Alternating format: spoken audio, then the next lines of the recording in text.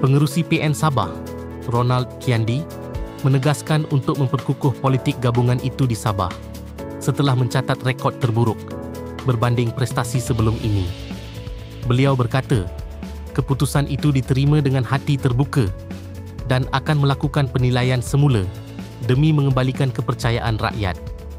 PAS merakamkan penghargaan kepada rakyat Sabah atas sokongan yang diberikan kepada calon-calonnya dalam PRN Sabah.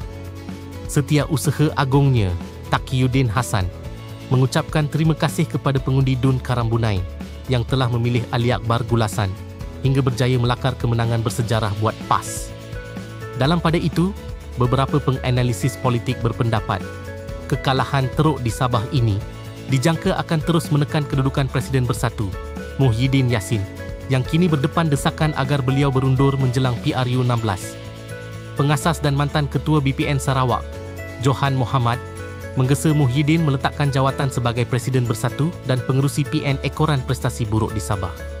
Hamzah dipaksa jual jenama Abah yang sudah basi, katanya.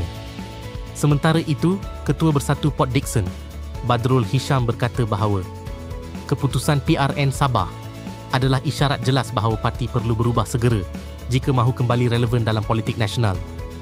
Berhenti bergaduh sampai ketika pilihan raya pun masih bangga pecat orang. Kena segera buat postmortem jujur dan berani, ujarnya. Sekian saja recap berita Politico. Teruskan sokongan anda kepada Politico untuk perkembangan politik semasa. Jangan lupa subscribe, like dan share politico.my.